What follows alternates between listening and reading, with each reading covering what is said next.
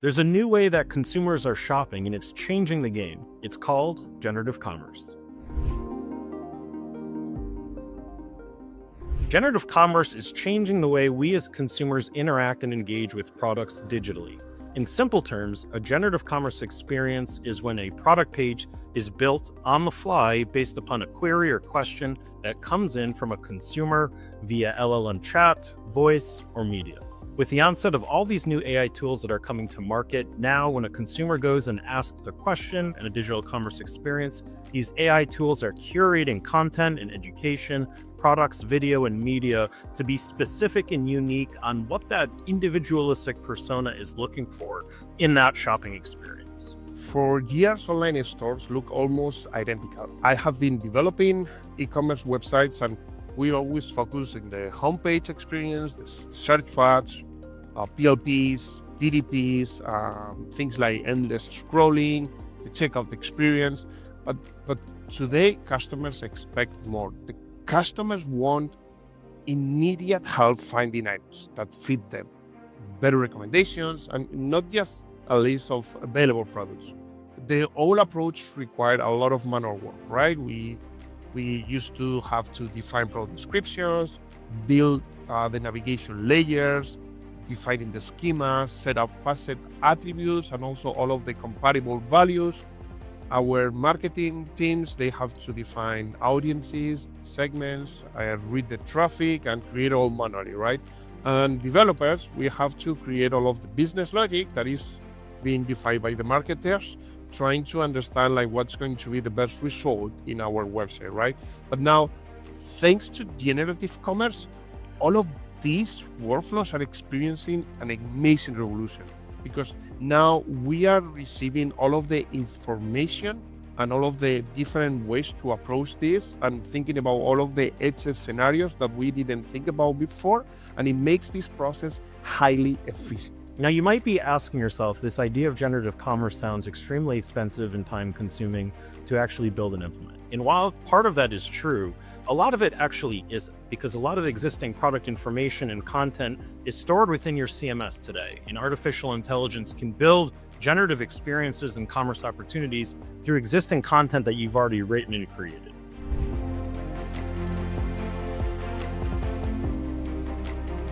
You may also be asking, what changed to make this possible today, and why is this becoming such a popular way for brands to interact with consumers? Well, to be honest with you, it's because we as humans are starting to interact in different ways to find information. Through ChatGPT, Perplexity, and Copilot, we're now having longer conversations to find valuable information. So psychologically, we as humans are changing the way that we find key pieces of information in our daily lives. Because of this idea of generative commerce is going to be the way that we as consumers want to shop in the future, and the way that we desire to interact with our favorite brands. So why now? Why is this idea of generative commerce such a big play in the market? Why is it getting such visibility and focus? To be honest with you, it's because artificial intelligence is now a new buzzword and is something that is new and in within all of us on the brand and the consumer side.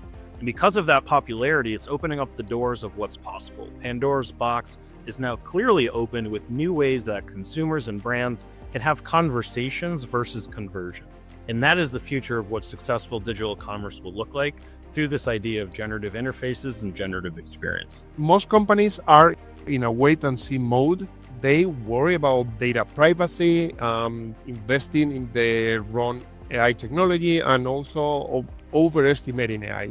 They believe that it will eliminate all dependency on engineers and agencies, right? And at the end, we are not replacing teams. We are working in a better, faster way now. We have been using machine learning for recommending products, for forecasting, and also for analyzing data of the traffic, right? But the problem is that it never understood people. It was always something that we have to create patterns, and we need to do that manually, right? Now, large language models and generative AI arrive, and then the system no longer only predicts what we were doing with machine learning. Actually, now the system connects the points and creates the new content. And that's the big difference. Instead of showing every visitor the same homepage, AI personalizes the experience, answers questions about customer values, and previous interactions. At the end, we are not replacing humans. In Perficient, we provide professionals with better tools.